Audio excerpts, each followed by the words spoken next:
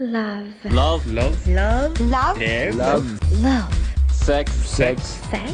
Sex. Sex. Sex. Sex. Sex. Damnation. Dance. Dhamaka. Danger. Darkness. दिमाग खराब है. Discount. दारू. Desperados. Destruction. This is the LSDcast, India's first podcast about love, sex, and dating. Ladies and gentlemen, it is that time again where Rogue and Prem meet for another episode of LSD. To entertain you, to educate you, and yeah, that's it. That's what we're here for. That's what we do. We do E&E, entertain and educate. Yeah, and I've been using this as a keyword in the iTunes description for the podcast, which is the intimacy coach. We're here to be your intimacy coaches because this is clearly the new hot catchphrase for what we're doing. It used to be agony aunt, but screw that. We are intimacy coaches now. With no training, but I see. Oh, I see. I mean, intimacy coach, I see. This people is also the man who just deared me before we started recording because he knows it drives me bonkers. Dear. Oh, Come on, dear. Let's get on with the show. Anyway, yes, let's do. So yesterday, it occurred to me that baby doll is a really strange term of endearment. Has anybody ever called you baby doll? That's a great question. The answer is yes, isn't it? Yes, I think so, yeah. I have been called baby doll. Right. But just think about it. It is a very creepy thing. Why would anybody want to be anybody's baby doll? Absolutely. And it's funny, speaking of creepy, I went to someone's house yesterday and I swear to God, there was a little doll, baby doll, in a teeny mini wheelchair. What? No, I did double and triple takes because I was like, holy shit. A wheelchair or a pram? Like a stroller? No, it was a freaking wheelchair. I was like, that is the creepiest shit I would have ever seen. I did not just a double but triple take. I'm snorting with laughter. That is right. I don't think anybody in my life is now going to be baby doll again. That's just so creepy. Oh. It was definitely a creepy baby doll. Yeah. It's all Sunny Leone's fault, I believe. Hey, why would you say that? No, it's not. Because, just defending her anyway. Because of the song. No, Sunny Leone didn't do baby doll. It was that Shefali chick. No. Come on. Ragini MMS is Sunny Leone. Psh, never mind. Just drop it. Baby doll? Okay. You're wrong. I'm right. Really? Everybody knows this. You don't have to Google it now. Stop it. Just listen to your big sister, okay? Oh, yeah. Yep. Rogue is right. Damn. I've been out of the scene for a while, man. I have no idea what's going on. Oh, well, you can refresh your memory on our Twitter feed or on Facebook. I'll post the link after this episode is. It's a really catchy song. It's really stupid, but it's really catchy. Lovely. So I have a couple of friends who are really not into Bollywood at all. And so I take it upon myself to, keep them up to date on what's going on, not just in the world of relationships, love, sex, dating, and sex toys, but also about what's happening in Bollywood. And I sent them this song and one of them was like, "Main baby doll sone di." Like, what? This world is of aluminium and I am a golden baby doll? What is going on in our world?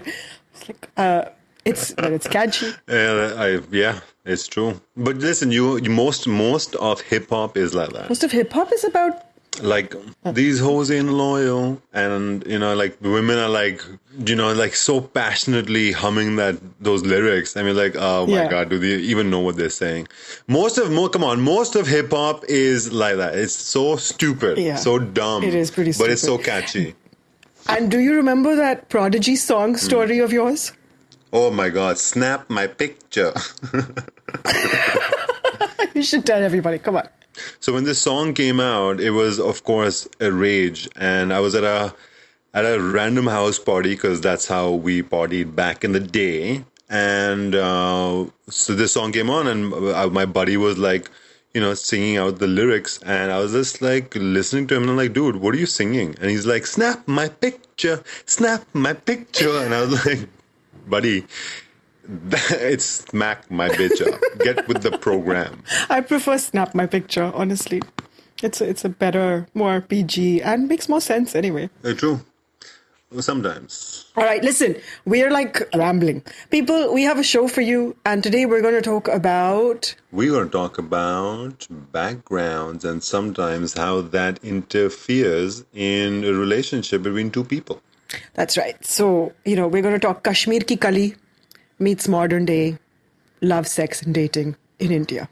If you don't know what I'm talking about, you can pause this podcast now and either watch Kashmir Ki Kali, or some of the songs are great, and find it on YouTube or something, or at least read the Wikipedia summary.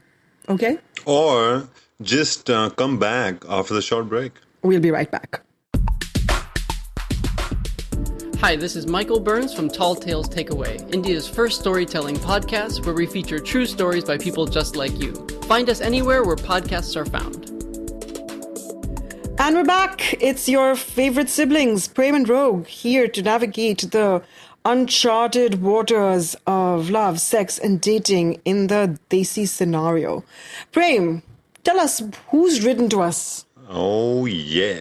So we have a question that's been written in by Ekta. Love. And danger. Now, Ekta finds herself in a bit of a dilemma. Which is great because you came to the right place.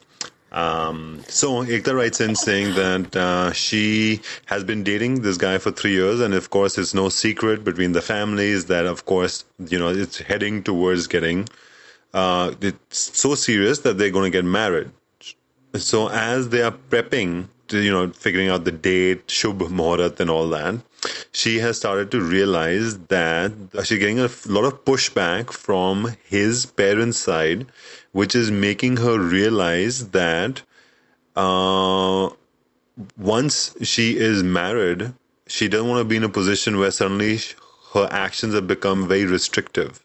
Now, she points out that they, of course, are both from a middle class background, but she feels that even though he's, well educated and all that, his parents have a very primitive way of thinking. And she has been noticing that he is more and more giving in to what his parents want her to do. Whoa. So these are small things that are now like building into like bigger things which are causing a bit of tension, and she can tell that the friction is now beginning to happen.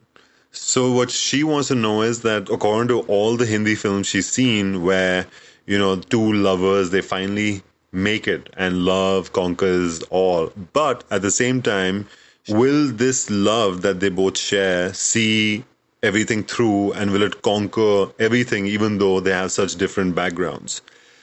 But she's also really scared because realistically it can go really south, and she's also seen in Hindi movies how badly the girl starts getting treated once the marriage is done.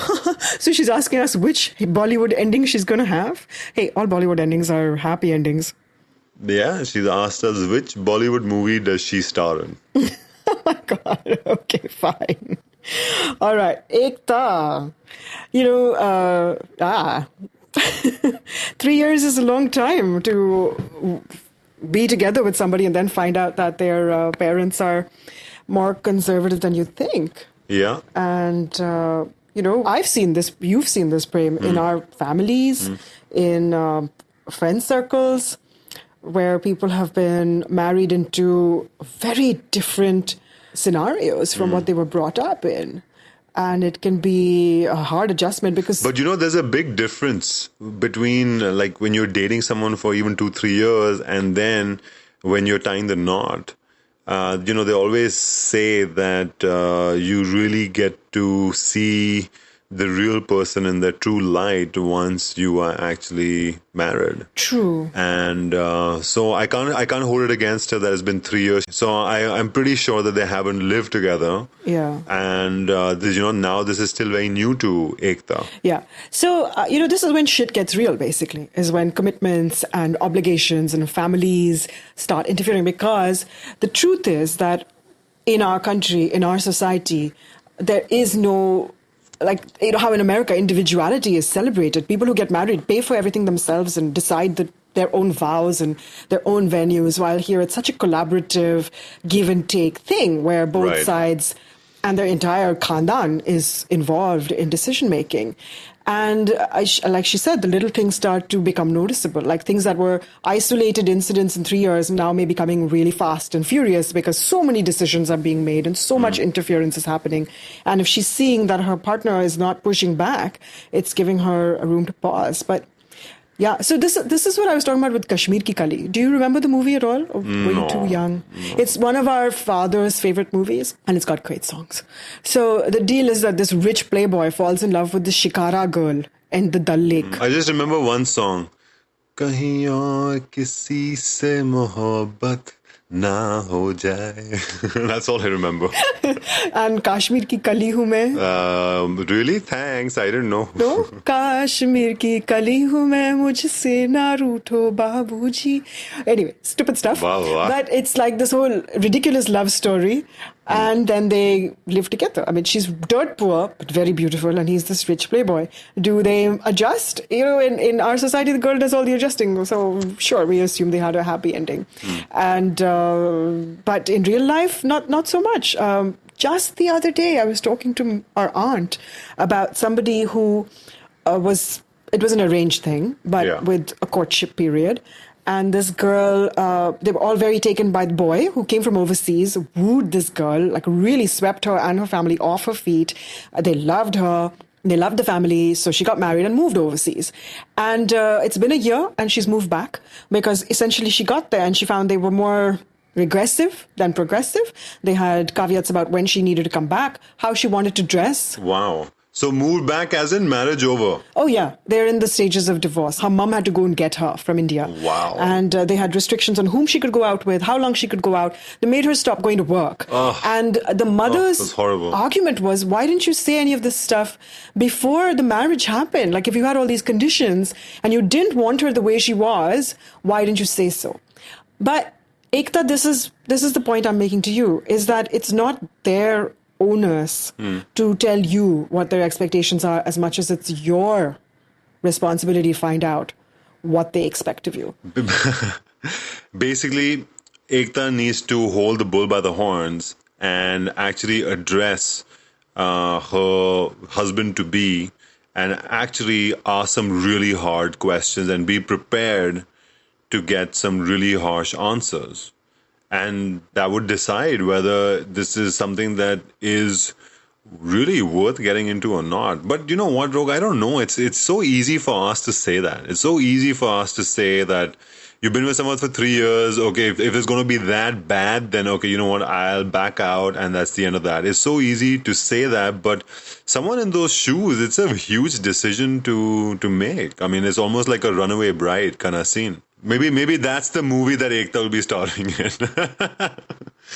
And plus 3 years is a lot of investment in time, energy, commitment to just walk away from. I mean, it's not that easy. I mean, clearly it's shown in films, but in reality, it's very difficult to actually do that. Oh, of course. Anybody who's ever had to break up with anybody, even for like major things, when there's like even infidelity or something that's a huge deal breaker, knows that it's really hard to walk away. When something seems like it's not even your partner's fault, but like extended things, I'm sure it's really hard.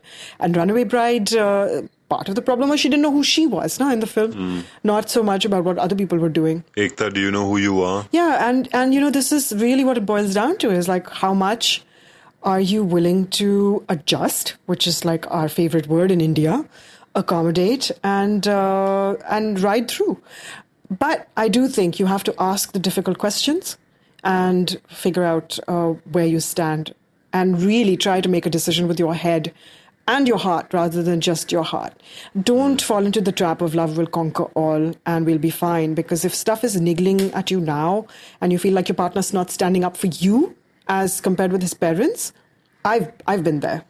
And I feel a great deal of empathy because it's not going to change. Unless you bring your partner on board and you guys are on the same page, that means that you already discussed this thing with him. So if you haven't already discussed that, then of course that should be your step number one, is to sit down with your partner and have a very open and frank chat and make him aware of, that your fears and what your reservations are. And, he will probably, hopefully see through it. And maybe he's one of those cool guys who'll be like, you know what, just my parents are backward, but it doesn't matter to me. Let's just keep them happy once we're married. We're going to be living on our own and things are going to be very different. I mean, in an ideal situation, I hope that's exactly what happens. Yep, I hope so. I mean, you know this guy well, you trust him, you obviously love him, you've been with him for a long time. So hopefully he gets your fears and reservations. It might take a few conversations. Do it gently, don't attack him. I'm sure you've already talked to him about stuff, but maybe a more serious, scheduled conversation about like how this is going to set the tone for your future. And in life, you don't want to be the bahu who has issues with the mother-in-law because the husband is constantly like doing turns between them or steps out completely and says this is women's issues. So look after yourself and step up for yourself and get your partner to stand up for yourself, for you as well. Sorry. That's right. So, Ekta, you heard it here on LSDcast. I hope this advice works for you. And please write in and let us know what happens. We would really appreciate it. Yes, please. Yeah, and good luck. And congratulations on the upcoming wedding. We hope you don't have to pull a runaway bride at all. Ever. Yeah. All right. So, we're going to take a quick break and we will be back. Find the LSDcast online on Twitter and Facebook and on iTunes and the Google Play Store. So we're back and, Rogue was asking me if either I have or do I know someone who's been through something similar where you're in a relationship, everything is good, but then you break away and apart from each other based on like different socioeconomic backgrounds or religion. And this actually happened to a really, really close friend of mine who was very invested in this guy. And so was he. They were dating for about 2 years. And, they were about to move in together, or they actually did live together for a little while. And that's when she started interacting with his parents. And, of course, she had a great rapport with the father, but the mother was like super religious, like very Christian. And, soon she realized that her boyfriend was basically kind of giving in to everything his mom was saying. Oh. And soon there was a rift between, her and her boyfriend because of this reason. And slowly, she started seeing a change where he was actually whipped by the mom. And there was one incident where there was an argument that broke up between my friend and his mother, and he totally took his mom's side. And it became very clear to her that if this is how he's going to be now, then what's the point of continuing? Because he's going to be... Wow, that must have been a big deal, huh? Yeah, absolutely. But this is again something that's not uncommon. This happens a lot. So I want to ask the listeners, like when it comes down to it, would you choose like someone's background or religion over something as pure as love? Like, what would you do? I don't know if people make that choice, lightly, but clearly to this friend of yours, her partner, tradition and his mom were more important. And I'm glad she found that out before the wedding. Yes. Which is a blessing. So there's the parallel with Ekta. So Ekta, these things do happen.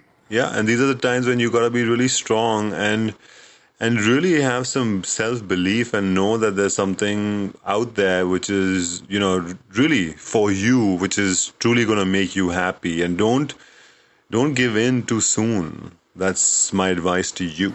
And a fulfilled human being, like a full person, an individual. All right, so on that happy note, Rogue and I have to bid farewell, but not for very long, because we will see you guys soon. Yeah, we'll be back next week. Same time, same place, same bat signal. And you can find us before that on Twitter, Facebook at LSDcast, or email us at lsdcast@sonologue.com. All right. Ta-ta, guys. See you next week. Bye.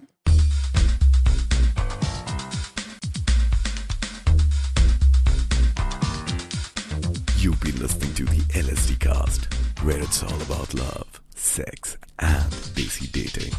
With your hosts, Prem and Rogue. A Sonologue production.